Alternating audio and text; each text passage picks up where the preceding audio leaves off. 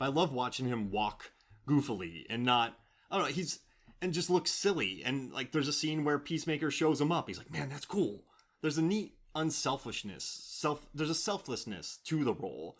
And I originally thought that maybe they didn't, like, Will Smith was supposed to be in this movie because, you know, Will Smith's character had a daughter and he has all the same traits as Bloodshot. Mm-hmm. But then I was reading more research. I was looking at I was researching this movie, and they said that Will Smith wasn't really considered a lot because he already became a leader in that movie. He became that. Oh, okay. So if you have him in this movie, who's learning, right? True. Yeah, what's the arc? So in this movie, Idris gets the arc. He gets and Waller, even though she was going to blow his head off, I think she's happy about it. Like, she's like, I told you I'd make you a leader. Well, it gives a great moment at the end when he sort of has her hands tied behind her back and she relents and she's like, fine, great. After she gets whomped. Oh, yeah. Oh my gosh, yeah. That was such a great moment. Yeah, what does she have? A ice pack against her face when she relents to his demands? And then Dale gets yelled at. But one thing about Suicide Squad 2016 that she was in, and listen, I always think she's excellent in her movies, but there's a lot of just saying how bad she is. She's the worst. She'll mess you up. She'll take you down. But I think this one really exhibits those traits of hers. And we noticed this the first time we watched it, how tired she looks with everybody. She's just exhausted. This is her job. World weary. It's evident, which is good. It's great acting. And she deals with so many idiots that she's just so tired of it. She doesn't even hide it anymore. Yeah, the side eye and just all the little touches of her performance really sell her as being as tough as she is. I love her so much more in this movie too. And she's looking at her crew when they're just doing their job later on after she's been whomped in the head. And I like her golfing scene. That gives her so much more character, too. Oh, yeah. And a nice Easter egg. One thing, too, before we get too far, but Michael Rooker's character in this movie, when I love that, we're introduced the movie to him. This guy's been a James Gunn staple for the longest time. But I love how he goes down. He just sees everything going. He totally freaks out. He tries to swim away, and he just gets his head blown off. But the best part is, a bird starts eating his brains. The bird revenge. Because he kills a bird in the beginning. Oh, it's hard to watch. I asked you to fast forward through the last time we watched it. There's a lot of bird death in There's this movie. so much bird death. Okay, this is funny. So people were tweeting at James Gunn, why do you hate birds? And he replied to a bunch of them saying, I don't. He actually posted some pictures with birds saying that he doesn't. But it was very funny that people are acknowledging that out there on social media. Why do you hate birds, man? Well, he murdered a lot of birds in this. That's a fair question. It is. Birds are slaughtered. Wholesale slaughtered. You just gotta love Twitter for that kind of stuff. But I guess people could say, why do you hate people? True. Like, why do you hate polka dot people? Why do you hate pokies? Aw. He's so good, isn't he? He's really good. I guess what I do love about this movie, too, is the finale of this film. We have a large shark. We have Idris Elba. We have a guy named the Polka Dot Man, who he's also part of X-Con in Ant-Man, which I absolutely love. David Dasmalchian? I think so, yeah. David Dasmalchian. Polka Dot Man, he's in Ant-Man and the Wasp. He's the Baba Yaga. He's going to be in Dune. Oh, he's been crying. I mean, he was in Dark Knight. But you have him, and then you have, I think, probably my favorite character in this movie, Danielle Melchior, who plays Ratcatcher 2. Oh my gosh. We listened to that on Google, too, and I forgot how to say the name. Like, we got the translation for it. But it was difficult. There's not a lot of people actually saying her full name out there, so. But I think she's the MVP of this movie, because it's just, she has this heart to her film. And there's this, I love the scene where, okay, I guess we got to jump into where Bloodshot has his daughter. There's a scene in the beginning. Oh, their screaming match? They're trying to recruit him for the Suicide Squad, but he doesn't want to do it. But his daughter got caught stealing a TV watch. What? It does other things. Yeah. And then Amanda Waller's going to put her in prison. She might die, so then he has to accept. And then he takes Ratcatcher 2 under his wing. Mm-hmm. But I just like her character. We have a polka dot guy who sees nothing but his mother. Insane. And he has an interdimensional virus. He has to expel polka dots, but it's brutal. He melts people with these polka dots. And then you have Harley Quinn running around being awesome. She can do great running in those boots. Yeah. Margot Robbie is a great movie runner. And then the shark nomming. I just love the ending because it's so unconventional. It's not it's not who you think would be in a $200 million movie getting it done. You have Idris, you have a shark, which makes me happy. Yeah, you always. have a rat catcher. I mean, Margot Robbie's probably. I mean, listen, I've loved Idris since The Wire, just watching those, and Luther, watching that. But it's such an unconventional ending. But I love just the relationship between all those people. Like I love King Shark and Ratcatcher too, how they become buds, even though he tries to eat her. Oh, she's definitely the heart. Isn't she? There's heart. So in her backstory, there's a lot of heart too, with that odd but wonderful cameo by Taika Waititi. I just see him on screen and I laugh. It just makes me happy.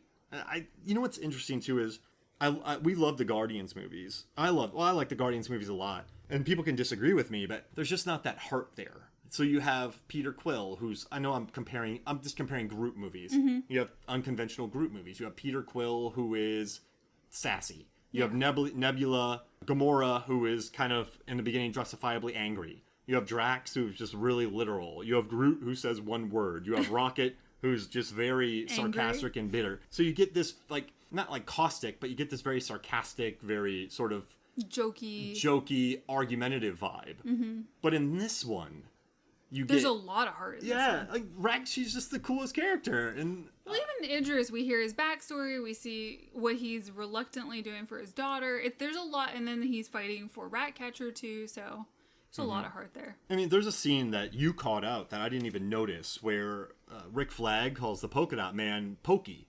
Like, he's like, Okie Pokey. Like they have nicknames for him already. Like they've bonded on this trip. So what you were saying about, the ending and this weird group coming together, I really love that James Gunn, this is the movie he pitched, according to him in some interviews. He brought printouts of all the random-ass characters that he picked for both teams and their pictures to help the producers sort of visualize it. This is what he wanted from the beginning, and I just love that this was so... I don't want to say pure, but it was a thing that he dreamed up, and it's so weird, and it's just so cool. It doesn't reek of studio interference. And you know what kind of sucks is that I like the Suicide Squad that came out in 2016, David Ayer, we love Fury, we love End of Watch. Remember the first time we watched End of Watch? Yeah. And that's a tough movie. Watching Suicide Squad 2016, there's so much meddling, and it doesn't feel like a cohesive whole, but it made $800 million. This one feels like a pure... auteur-driven movie, but it's just not doing as well. But I think it's going to be so rewatchable though, because I don't know, it just feels like such a pure experiment. And Kinnaman said that. Like, so on Suicide Squad, they all got tattoos. They got Squad tattooed on them. Margot Robbie tattooed Squad on all the main cast. And in this one, like, so Kinnaman was sticking up for Suicide Squad, but he said he loves this one because it's a realized vision. It's like there's no meddling, there's no reshoots, and the way James Gunn directs, which is really interesting, where a lot of people just move, and then come back and do reshoots. He stays on set, and he tries to get everything there so they don't have to come back. So you have some really long days, you have a lot of takes. They showed on behind-the-scenes footage him talking on the microphone, like he's always on the microphone. He always has something for you. Try this, like the God mic, always trying to get to people. And it was similar on... the experience on Guardians of the Galaxy 2. He sits there and he's like, okay, now say this. Now say, my butt's on fire. I don't know.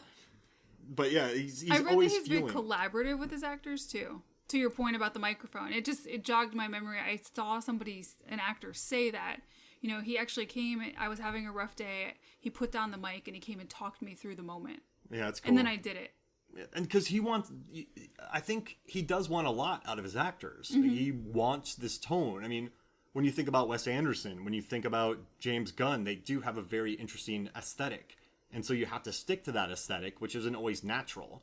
But I think people do like it because... remember we were talking about McAvoy, how he worked on Split, and he does a lot of movies, and the director's like, hey, McAvoy, can you make this better? Can you just do something? No, I'm a theater actor. Like, what do you mean? When he works with M. Night Shyamalan, Shyamalan's like, do this, please. I'll give you one take at the end. But just do this. And I think that's the way Gunn is. And I think the actors really appreciate that too. But there's also a freedom to improvise. But the lines are there. So I think it works. And it does, but it doesn't feel loosey-goosey. Like, loosey-goosey. It doesn't feel like... that should be another character. Whoa. It doesn't feel like sometimes we watch these movies that are heavy improv, and you just feel the improv weighing down on you. This still feels really controlled and all that. Real quick question. If you have to go on just a trip with 3 of the Suicide Squatters from the entire group. Oh, gosh. You get to go on a trip. Who would you go with? I would definitely go with Ratcatcher 2. Yeah. And Sebastian. Yeah. Sebastian has to be there. Is that rat waving at me? I would assume so. So Ratcatcher 2 and King Shark, and then... Oh, gosh. Who? I mean, probably... Weasel? No. Never.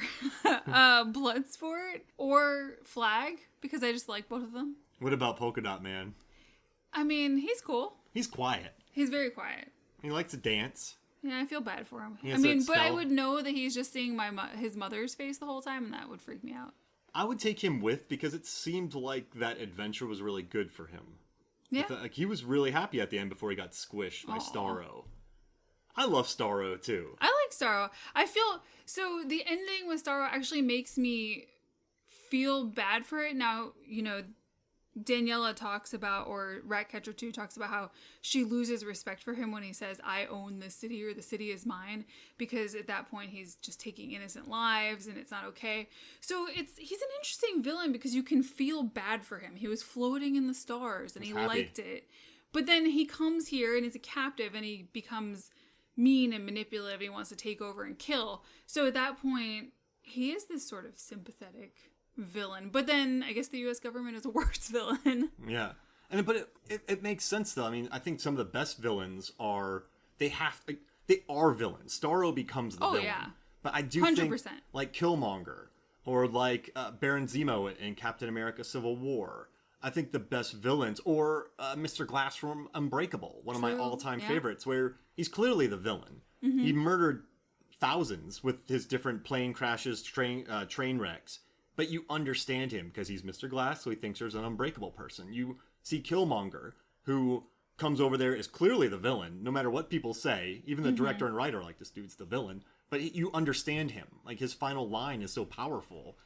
You understand that. And then Baron Zemo, dude's a murderer. He bombed people. He murdered people. But now we like him. But then he listened to his wife's voicemails before he was about to shoot himself in the head. Oh, because he accomplished. So no one will ever say they're the heroes of their stories, but there's enough there to give them a dimension where you care for them. When I was just happy floating in space. And the thing was driven crazy for 30 years inside. Okay, that's an impressive structure, Jotunheim. It is. It can contain that thing. It's quite fortified. And those blocks it's made of, that's very, wow. Whoever built that. The Nazis. Yeah, it's true. Yeah, German. Engineering. German engineering took it. Top notch. All right, fair enough.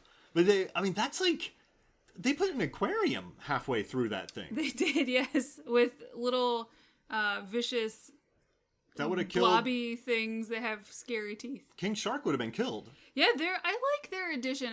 When we watched that scene for the, I don't know, what was it, third time, I was sitting there going, now why is this in this movie? Because it's got to serve some purpose. And then I felt like it was because it showed that they identified with him. He found some dumb friends. But then they start biting him, and it shows that there is something that can get through his skin when later he falls out of a building and doesn't get hurt, gets shot at by a bunch of bullets, doesn't get hurt.